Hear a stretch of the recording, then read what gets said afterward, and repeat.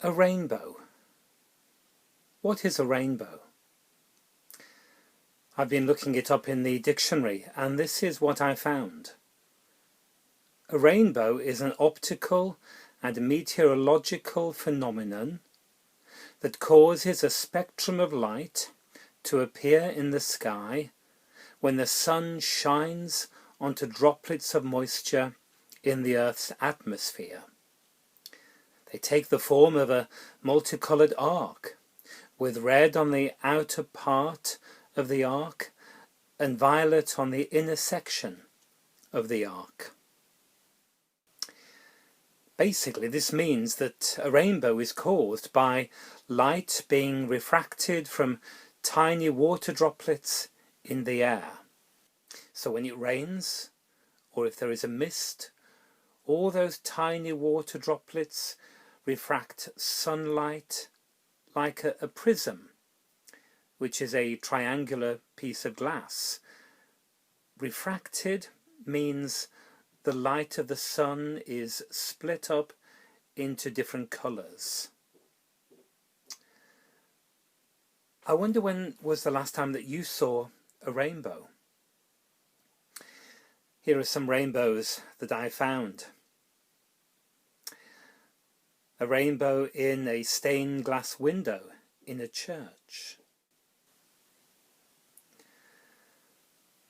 A picture of the ark belonging to Noah on a stormy sea, with God controlling the waves and the wind.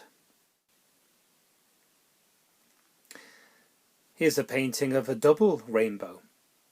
Can you see the smaller rainbow behind the larger one? And here's an unusual photo of a rainbow with the sun shining on the droplets of water, creating these lovely colours. And here's another one, another unusual photo. We don't always see a rainbow on the sea, but here it is, with a reflection in the water. And another interesting rainbow, a double bow with New York City underneath, all lit up.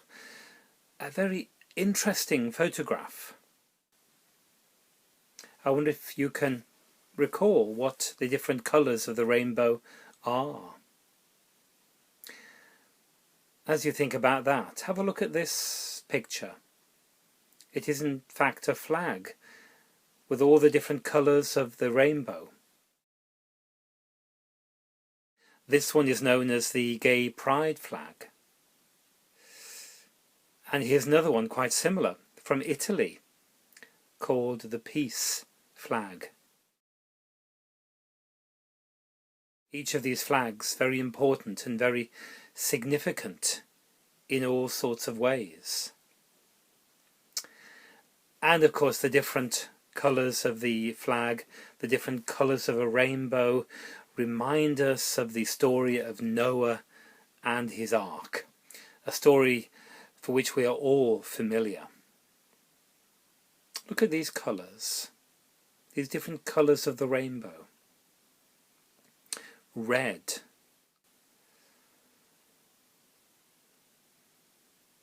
very popular colour, but what does it stand for? Sometimes we say that red stands for anger, being angry. God angry with us, I wonder. God frustrated as God seemed to be with Noah and his family, ignoring him, keeping on turning away from him. God frustrated with us, I wonder. I'm not sure. Could God ever be angry? We talk about God's wrath. What does that mean? But the colour red often stands for anger. And then there's orange. Well, orange is a very happy colour, really. It stands for perhaps the happiness that Noah and his family felt when they were safe and secure inside the ark, alongside all those animals. Orange often stands for happiness. And then yellow. Yellow perhaps stands for the sun. Eventually, after about 150 days, God sent the wind and the sun to dry out the water, and gradually, bit by bit, little by little, the water receded. Once it came right over the highest mountains, but now it began to get lower and lower, and eventually the sun dried out all the rain, and the ark was on dry land again. Yellow, standing for the sun. And then green.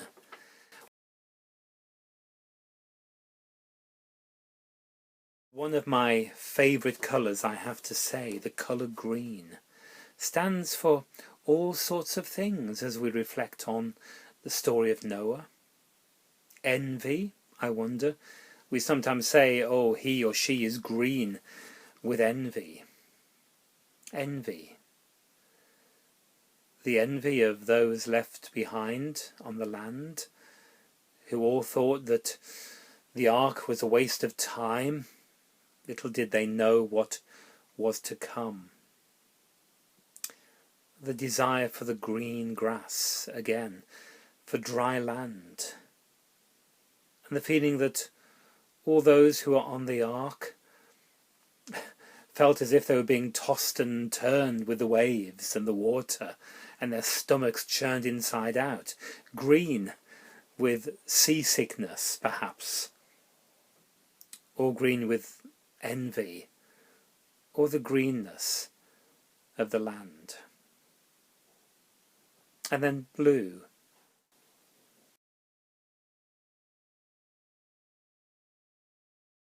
The colour of blue, the colour of the sky, the colour of the sea.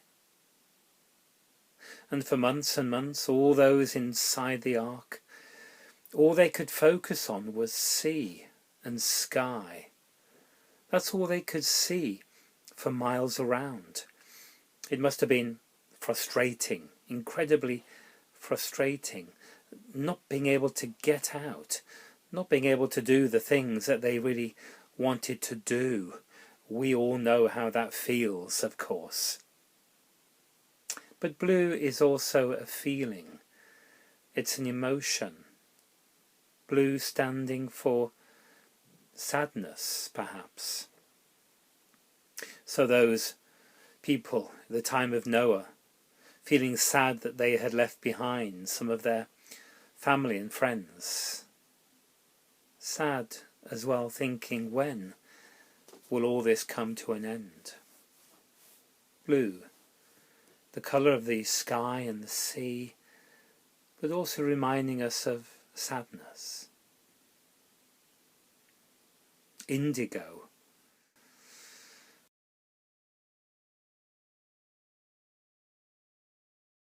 I've been looking up what certain colours stand for. I discovered that indigo stands for reflection, for contemplation, meditation perhaps.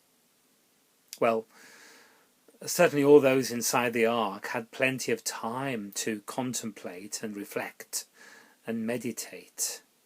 Plenty of time to wonder what on earth God was doing, putting them inside that huge boat. What did it all mean? Where were they going? Why were they there? Time to contemplate. And violet.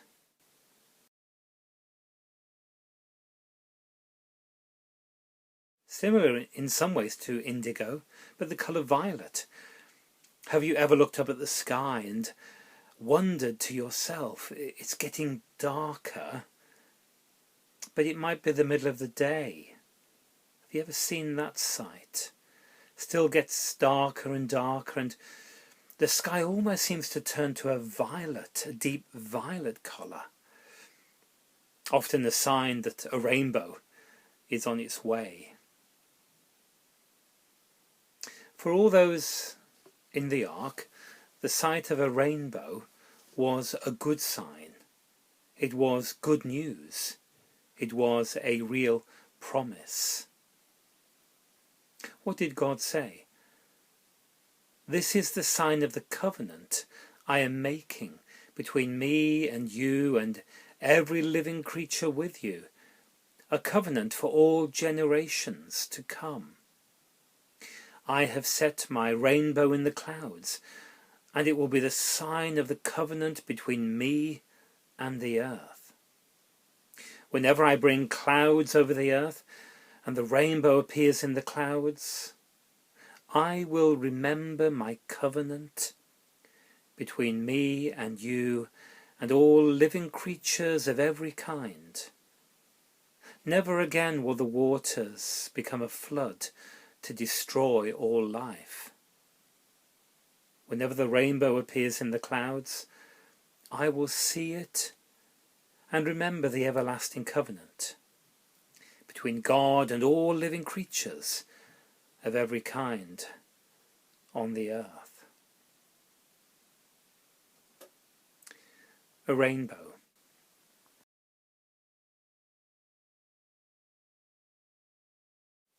A sign of God's covenant, God's promise, God's commitment to us. God saying to us, I will never, ever, ever leave you. God saying, I will never abandon you, but I will always protect you. I will always love you. I can't shield you away from all the dangers and the difficulties and the challenges that life often seems to throw at us. But I do promise, God says, that I will be with you. Look out, look up at the sky, look upwards and see that rainbow, a sign of God's covenant of love. Always remember, never forget, the depth of God's love for you and for me. Amen.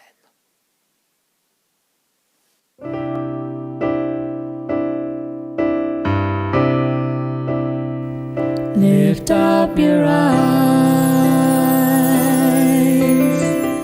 look at the sky, see the rainbow God has painted for you and I. See the colors of His love stretching across the sky above, painted there with loving care, so we'll know God is really there.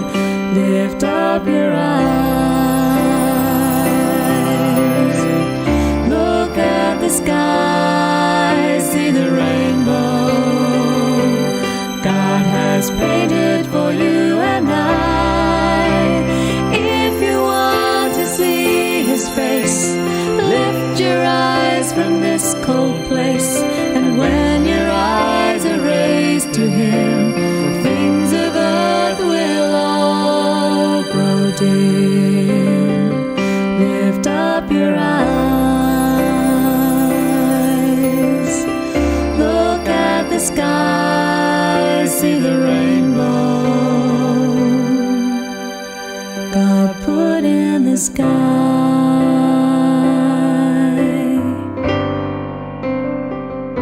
Lift up your eyes.